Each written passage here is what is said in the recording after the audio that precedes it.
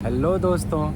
अगर आपको यूएस में वीएलएसआई करियर बनाना है तो आप यूएस से एमएस कर सकते हैं और वहाँ ही जॉब कर सकते हैं। बट सपोज़ अगर आपने इंडिया से बीटेक किया है और इंडिया से ही एमटेक किया है और इंडिया में आप जॉब कर रहे हैं तो कैसे आप यूएस में यूएस जा सकते हैं, यूएस में वीएलएसआई जॉब कर सकते हैं, आज देखेंगे इस वीडियो में।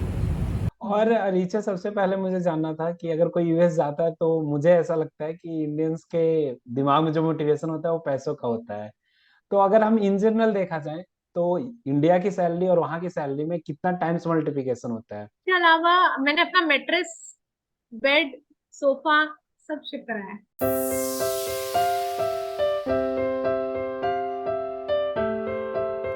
तो दोस्तों, मेरे कितने सब्सक्राइबर ऐसा पूछ रहे थे कि यूएस में हम कैसे जा सकते हैं अगर हम इंडिया से एमटेक किए हैं, इंडिया से बीटेक किए हैं तो एमएस करके तो वहां पे जॉब लगी जाती है, बट अगर ऐसे जाना है तो कैसे जा सकते हैं। तो मेरे साथ आज रीचा है जो आईआईटी रुड़की से एमटेक किया है और उसके बाद संकल्प सेमीकंडक्टर में उन्होंने काम किया, फिर माइक्रोन में किया और अभी माइक्रोन के थ्रू ही यूएस गए हैं।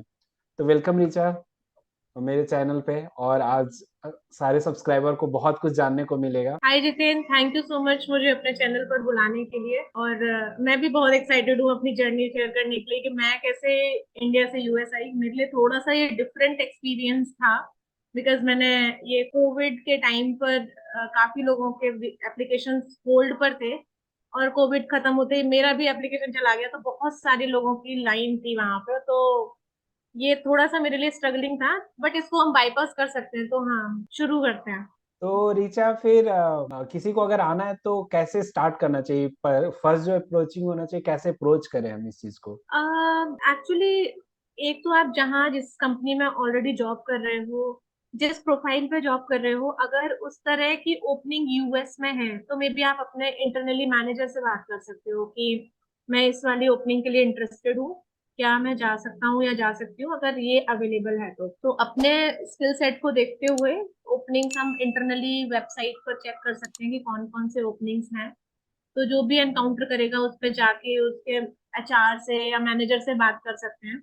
तो मैंने यही फॉलो किया था। मैं अपने एचआर से और मैनेजर से बात कर रही थी और मैंने पूछा कि ये ओपनिंग अभी भी अवेलेबल है या नहीं है, तो वो बता देते हैं मैनेजर से कनेक्ट करके कि अवेलेबल है या नहीं। फिर जब उन्होंने मुझे बताया, फिर मेरे को मैनेजर ने कांटेक्ट किया, फिर मैनेजर ने इंटरव्यू स्केड्यूल किया। और मैनेजर में जितनी भी टीम्स थी, सबके टीम मेंबर्स थे, सबके साथ एक एक इंटरव्यू शेड्यूल किया। उसके बाद 3 दिन बाद उन्होंने मुझे अनाउंस कर दिया कि तुम आ सकते हो, ज्वाइन कर सकते हो यहाँ तो पे। जैसे उन्होंने अनाउंस किया उसके बाद फिर क्या करना होता है कि वो ही वीजा आपको करके देते हैं या आपको खुद से अप्लाई करना होता है? एक्चुअली ये एक सबसे इम्पोर्टेंट चीज ये है कि जॉब से भी पहले ये हमें देखना होता है, एक मेन एलिजिबिलिटी क्राइटेरिया होता है कि आपने पिछले 3 साल में अगर 1 साल भी किसी भी फॉरेन कंट्री में काम किया है, जिसकी ब्रांच ऑलरेडी यूएस में है और किसी फॉरेन कंट्री में भी है, तो आप यूएस के L1 वीजा के लिए एलिजिबल हो। तो मैं वो क्राइटेरिया फुलफिल कर रही थी। फिर उसके बाद जॉब होल्ड करनी है हमें कि यूएस का कोई जॉब ऑफर होना चाहिए जिसमें हमारी roles and responsibilities and compensation लिखा हुआ होना चाहिए कि कितना हमें वो पे करने वाले हैं। और जॉब्स और रिस्पॉन्सिबिलिटीज क्या है, बेसिकली हम ये एक स्पेशलाइज्ड वीजा होता है जो एक स्पेशलाइज्ड नॉलेज रखते हैं किसी पर्टिकुलर फील्ड में, उनके लिए होता है। तो वो चीज बहुत इंपॉर्टेंट हो जाती है एल्बम में। दूसरा एक तरीका है कि आप डायरेक्टली भी जा सकते हो, बट उसके लिए H1B वीजा अप्लाई करना होता है, और वो लॉटरी सिस्टम होता है। अगर पिक हो गया तो ठीक है, नहीं हुआ तो फिर से अगले साल वेट करो। तो ये टोटल 85,000 लोगों का होता है, ऑल ओवर द वर्ल्ड 85,000 लोग ही पिक होते हैं, जिसमें 20,000 ऑलरेडी रिजर्व होता है उन लोगों के लिए जिन्होंने मास्टर्स यूएस से किया है। अब बचा हुआ 65,000, वो बहुत बड़ा कंपटीशन है। तो ये तो दोनों ही वर्क वीजा है। ओके, तो हाँ। एक्चुअली में ये दोनों वीजा में तो बहुत अच्छे से डिफरेंस आप इनके चैनल पे जाके देख सकते हैं। बट आप शॉर्ट में बता सकते हैं कि ये दोनों में बेसिक डिफरेंस क्या है, सबसे ज्यादा क्या डिफरेंट रहता है? तो एक्चुअली H1B वीजा क्या है कि आपको यूएस में आकर काम करने की परमिशन मिल चुकी है, मतलब आप किसी भी कंपनी में जाके काम कर सकते हो। बट L1 वीजा में क्या है कि आप यूएस में आए हो, बट उन्होंने ये देखा है कि आपने इस कंपनी में ऑलरेडी पिछले 3 साल में 1 साल कंटिन्यूअसली काम किया है या नहीं, तो वो बहुत ही कंपनी स्पेसिफिक वीजा हो जाता है, L1 वीजा। तो आपको उसी कंपनी के लिए ही काम करना पड़ता है, आप कंपनी चेंज नहीं कर सकते।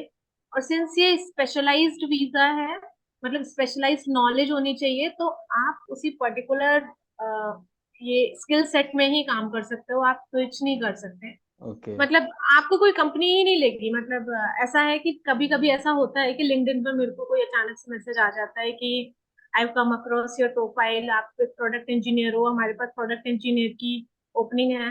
तो मैं उनको अगला मैसेज कर देती हूँ कि मेरे पास, मैं L1 वीजा पर हूँ। तो आगे मैसेज ही नहीं करते हैं फिर वो।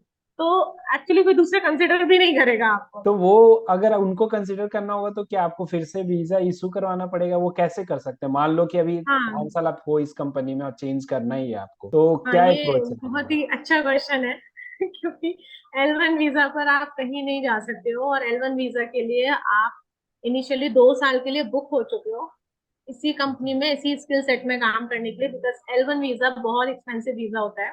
कंपनी ने जब आपके लिए इतना इन्वेस्ट किया है, तो वो एक्सपेक्ट करेगी कि आप उनको थोड़ा आउटपुट दो थोड़े टाइम तक। तो इसके लिए हमें ये है कि आप 2 साल तक वहाँ काम करो। अदरवाइज आप H1B के लिए अप्लाई कर सकते हो, ये भी एक्चुअली वर्क वीजा ही है, तो कंपनी ही अप्लाई करती है H1B भी। तो H1B के लिए अप्लाई कर सकते हो। तो H1B, एक बार जब H1B का स्टेटस मिल जाता है, तो फिर उसके बाद आप कभी भी कोई भी कंपनी में जा सकते हो चेंज, ओके। लेकिन जब तो तक L1 पर है तब तक नहीं कर सकते। तो वहां रह के हमें हर एक साल अप्लाई करते रहना चाहिए, क्या पता कब लॉटरी लग जाए? हाँ, ये मतलब अप्लाई करते रहना पड़ेगा साथ में। ओके। तो ये इसमें दो फायदे होते हैं। एक तो क्योंकि L1 वीजा जो है जिस पर मैं हूँ, L1B वीजा है, बिकॉज ये L1B दो वीजा होते हैं, L1A, L1B। ए होता है मैनेजर्स और एग्जीक्यूटिव्स के लिए, जो जिनके बहुत सारे रिपोर्टिंग्स वगैरह होते हैं। दूसरा होता है स्पेशलाइज्ड स्किल्स वाला। और तो मैं स्पेशलाइज्ड स्किल्स में आती हूँ, मेरा L1B वीजा है। तो मुझे मैक्सिमम 5 इयर्स रुकने का यहाँ परमिशन है। अगर मेरा H1B हो जाता है, तो मैं यहाँ थोड़े टाइम और काम कर सकती हूँ। मतलब ओके। अगर मैं चाहती हूँ कि मैं इस कंपनी में, इस टीम में, या इसी टाइप का काम दूसरी कंपनी में करना चाहूँ, तो मैं यहाँ रुक के कर सकती हूँ। इसीलिए H1B अप्लाई करते रहना चाहिए साथ में भी, अगर कंपनी नहीं भी स्विच करनी है। ओके।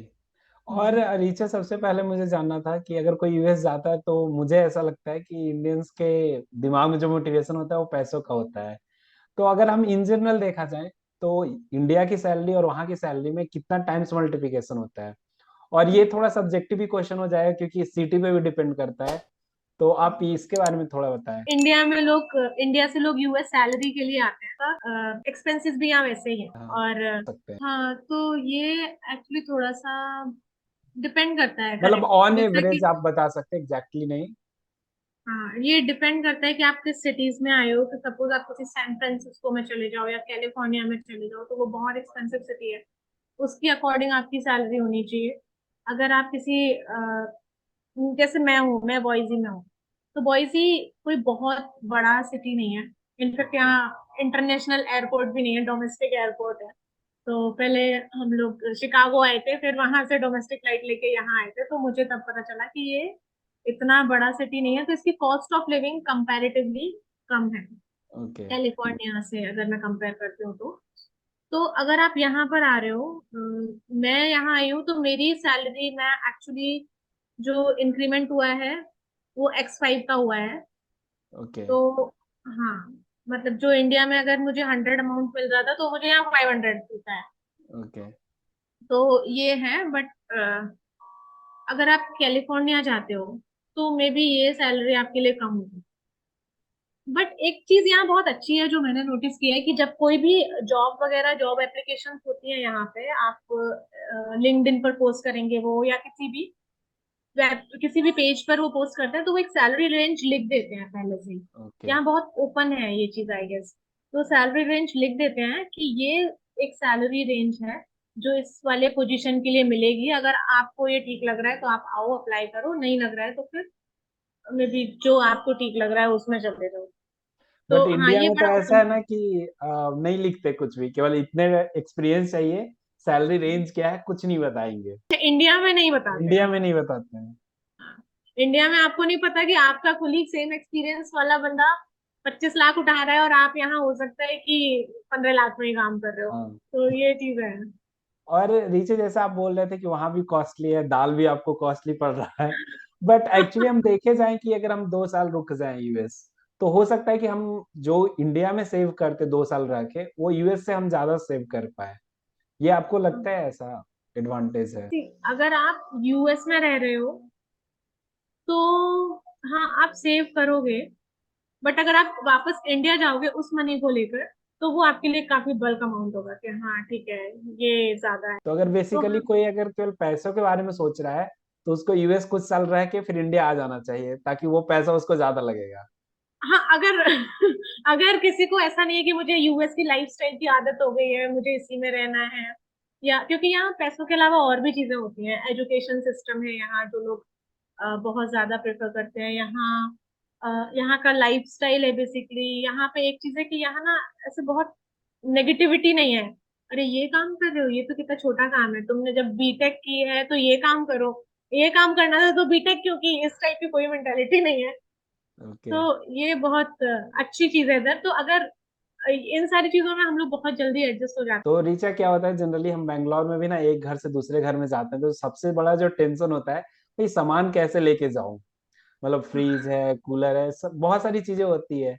और तो आपने क्या किया था इसके लिए? क्या कंपनी कुछ देती है आपको, एक्स्ट्रा पैसे देती है? कैसे मूव किया आपने, और क्या क्या मूव किया, ये भी जानना बहुत इंटरेस्टिंग है। अगर मैं इंडिया से सारा सामान यहाँ लेकर आना चाहती हूँ यूएस, तो मैंने कोई भी इलेक्ट्रॉनिक अप्लायंसेस नहीं लिए थे सिवाय मेरे लैपटॉप के। Because okay. यहाँ पे वोल्टेज डिफरेंस है, इंडिया में अलग वोल्टेजेस है, यहाँ पे अलग वोल्टेजेस है। तो मैंने कोई भी इलेक्ट्रॉनिक अप्लायंसेस नहीं लिए थे। दूसरा, मेरी कंपनी ने मुझे मूवर्स पैकर्स दिए हुए थे कि आप अपना सामान लेकर जा सकते हो सी से और एयर से। तो ओके। एयर से 700 kgs तक अलाउड था मुझे, सेवन और हंड्रेड सी के से जी कुछ ज्यादा अनलिमिटेड नहीं हो अलाउड था। गया? और हाँ सी बट से मेरा कितना? 700 kgs नहीं हो पाया था वो ओके। इसमें, एयर में। तो हाँ इन्होंने किया था ऐसा तो, कि आप 700 kgs एयर से लेके जा सकते हो और सी से अनलिमिटेड लेकर आ सकते ओके। तो आपने क्या क्या लाया फिर? इतना तो यार मैं अपने एक रूम से, अगर मैं अपने होम टाउन से बैंगलोर करूं, तो भी मैं लेके नहीं आ पाता हूँ, क्योंकि इतनी रहती नहीं है सुविधा। आपको तो 7 kg प्लस अनलिमिटेड मिल गया। हो। हाँ तो एक तो मुझे बहुत जरूरी जो लगता है, मुझे नहीं पता था कि यहाँ स्पाइसेस कैसे मिलेंगे, तो मैं स्पाइसेस लेकर आई हूँ। और इसके अलावा मैं छोटे छोटे बर्तन अपने साथ में लेकर आई हूँ, बिकॉज यूएस में लैंड करते ही आप एकदम शॉपिंग करने तो नहीं चले जाओगे ना कि चलो मैं ये और भी वो ले भी आती हूँ। कॉस्टली। हाँ कॉस्टली, बट कुछ कुछ सामान ऐसा है कि सेम प्राइस पर ही मिलते हैं। मतलब ओके। मुझे लगता है क्रॉकरी ऑलमोस्ट सेम प्राइस पर ही मिलती है। ओके। बट हाँ, आप एकदम वहां नहीं चले जाओगे, तो मुझे लगता है वो सामान हमारे पास होना चाहिए। तो मैंने अपनी क्रॉकरी वहां से शिप करवाई थी।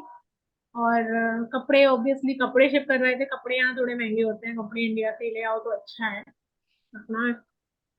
और बाकी तो फिर यहाँ आके रहना ही है। लिक्विड आइटम कोई नहीं ला सकते थे क्योंकि एयर में अलाउड नहीं होता है। मुझे मिर्च का अचार बहुत पसंद है, तो मेरी बुआ जी ने रखा था, लेकिन मैं लेकर नहीं आ पाई वो, क्योंकि वो भी अलाउड नहीं था। और इसके अलावा मैंने अपना मेट्रेस, बेड, सोफा सब शिप कराया है, तो shoe rack. Mattresses, bed, sofa, ये सब आपने उससे शिप से करवाया, राइट? हाँ मेट्रेस मैंने इससे करा लिया था, एयर से, बिकॉज फ्लाइट एयर से? वाला जो 30 डेज में आ जाता है, और शिप वाला तो मेरा अभी तक नहीं आया है ओके। तो हाँ around three two four months months हो लग गए, जाते राइट? हैं, 3-4 मंथ्स लग जाते हैं आने में। तो मेरा अभी तो स्टेटस है कि 7 मार्च को आ जाएगा, तो देखते हैं एक्चुअली कब तक आता है। हम्म। ये तो बहुत अच्छी फैसिलिटी दी कंपनी ने मूव करने का, और हाँ ऑब्वियसली जितना मैंने होम टाउन से नहीं मूव किया होगा, आपने उससे ज्यादा मूव किया है सारे सामान। मतलब हाँ, हमारे पास तो फ्लाइट का होता है, या रीलोकेशन दे देती है कंपनी, तो हम सारे चीज सामान ले आते हैं, बट अगर रीलोकेशन नहीं देती है, तो हम नहीं ला पाते हैं बहुत सारी चीजें। बिल्कुल। तो एक चीज बहुत अच्छी जो मुझे माइक्रोन ने प्रोवाइड की थी, कि मैं जब यूएस आई थी, यहाँ पर लैंड हुई थी, तो इन्होंने मुझे रेंटल कार दे दी थी 1 महीने के लिए, कि आप तब तक थोड़ा एडजस्ट हो जाओ और 1 महीने में आप ये रेंटल कार रखो, इसको यूज करो। दूसरा, इन्होंने एक एकोमोडेशन दिया हुआ था जो कि फुली फर्निश्ड था। ये जो अकोमोडेशन था ये कितने मंथ्स के लिए आपको मिला था? मुझे तो 1 मंथ के लिए मिला था, बिकॉज मैं वहाँ रेंट पे रह रही थी इंडिया में। बट जो लोग जिनका परमानेंट हाउस होता है उनको 2 मंथ्स के लिए मिलता है एकोमोडेशन। ये ओके। कंपनी के ऐसे फिक्स्ड नॉर्म्स हैं जो हर एक किसी के लिए है कि अगर दो बैंगलोर में, महीने ओके, बैंगलोर में किसी का अगर परमानेंट घर है तो उसको 2 महीने मिलेंगे यूएस जाने में, राइट? हाँ हाँ हाँ, तो ओके। वो 2 महीने का स्टे देते हैं उसको। और इसके अलावा आप वहाँ आकर रह सकते हो। थोड़ी सी ग्रोसरी का सामान भी देते हैं इनिशियली, कि आप एक हफ्ते थोड़ा जेट लैग में हो कहीं जाओगे तो नहीं, तो हमें थोड़ा सा दाल चावल वगैरह रख देते हैं। तो वो सब वो देते हैं इनिशियली 1 हफ्ते के लिए।